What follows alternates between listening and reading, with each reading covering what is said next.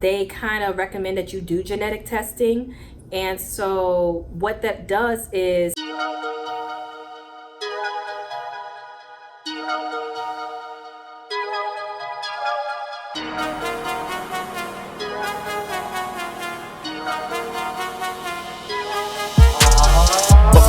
life unscripted, family fun and laughs, come witness. Yeah, come witness. Yeah. April's life has changed so much, see what it's like with a new mom touch. It's okay if you don't have a clue, join the club cause it's new to us too. Yeah. It's a mom's life unscripted, hey.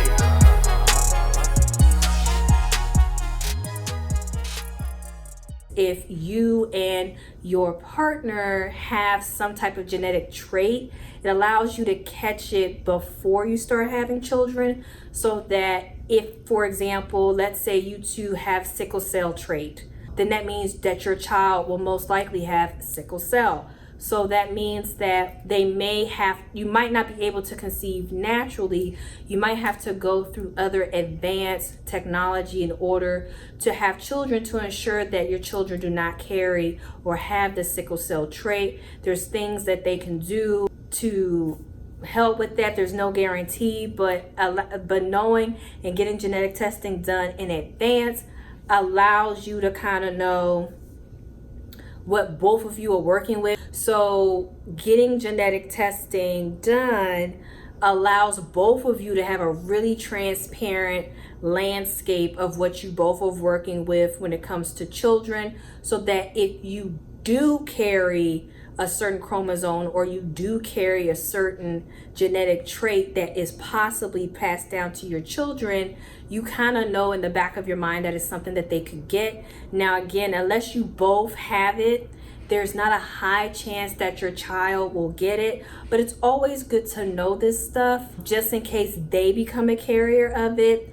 And then it's something that you can inform them, so that when they meet their dude or their chick, they can, tell them about it. But by that time, sis, technology will be really advanced. So we just talking about today. So after 11 weeks, after all that was done, then that's when I noticed I started to get a lot more fatigue.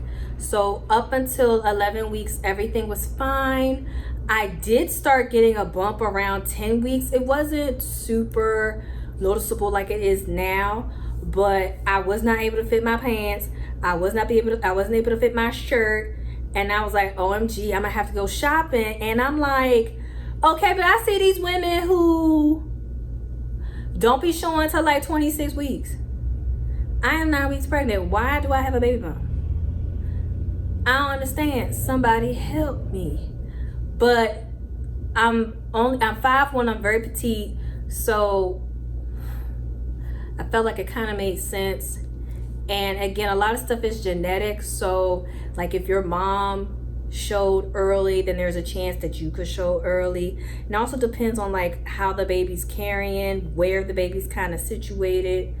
So yeah, around 9 weeks, that's when I was like, all right, you're gonna have to get some new pants. You're gonna have to get some new shirts, okay? And that's what I did. So week 11 and week 12, just tired. By week 12, you could definitely tell I was pregnant.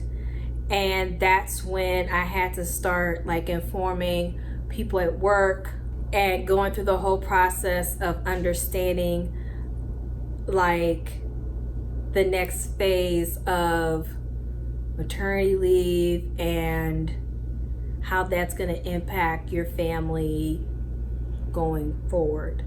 So that's pretty much my first trimester in a nutshell. Like I said, I didn't have any morning sickness, none of that craziness. I really didn't start getting tired till like towards the end of my first trimester. So I'm blessed. I know there's a lot of women who suffer from nausea, who get that extreme nausea where they have to get on medication. I know I've heard and I know of some women who go through that. So I didn't go through that, so I can't speak on that. I will say, based on what some of the doctors have told me, starting a really good prenatal vitamin with iron prior to becoming pregnant probably prevented me from having like any morning sickness. But also my mom, when she was pregnant with myself and my sister, she didn't have no morning sickness. So doctors usually will tell you, you typically will have symptoms of your mom. So if your mom didn't have that stuff, then you probably won't get it. I mean, there's some things that you will get that she obviously didn't get, but for the most part, if it's something major like morning sickness, if your mom didn't get it, then you have a higher probability. It's no guarantees, but a higher probability that you probably won't get it. So that's just kind of been my first trimester. Like I said, right now, as I'm filming this video, I'm 16 weeks. So what I can do is a summary up until 16 weeks. My symptoms, like I said, they haven't really changed. I don't really get any nausea. I don't have any food aversions, none of that. I will say though, constipation, that's one thing I did forget. Constipation my first trimester was a beast. Once I hit, like after I came back from San Diego, I would say I was like 7 or 8 weeks pregnant then. That's when constipation was like, oh, so since you're not gonna have this, you gonna get this.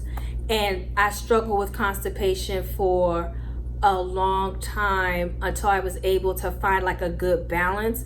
So for the constipation, I really didn't want to take any medication for it because I used to go regularly. Like I used to go daily.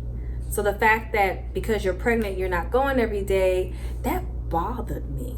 So I had to alter my diet a little bit. So typically what I will do is I'll try to eat some type of fruit once a day. So whether it's an apple, a pear, grapes, watermelon, and I know those are high in sugar, but it does the trick. I usually try to eat them first thing in the morning, and then by the time the afternoon, evening comes, I'm able to poop. Sometimes they don't poop that day, but I'm pooping regularly throughout the week. Now, if I have a massive poop, that's some different, sis. That's like a whole nother video. If it's like a massive poop, oh my God. But if it's like a normal, you know, bloop, bloop, you know what I'm saying? I'm able to get those out. But if it's like one of those massive, like you about to go through labor poops, nah. I haven't figured out a way to master those yet. But when I do, I will let you know. So that's it. Thank you so much for watching this video. Like I said, because I really didn't have any changes week per week, I figured I would just sum up the first trimester.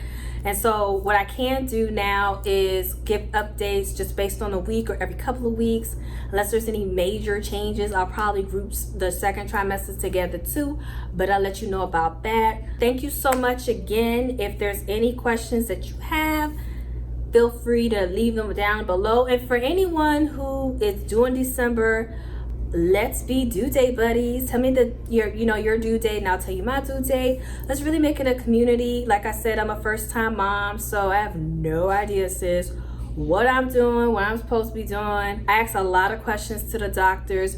That'll be another video because I just want to make sure that I'm making the best decision for me when it comes to me and my family and this baby. So I will holler at y'all in another video. Take care, peace out, and see you soon. Please make sure to thumbs up and subscribe to this channel.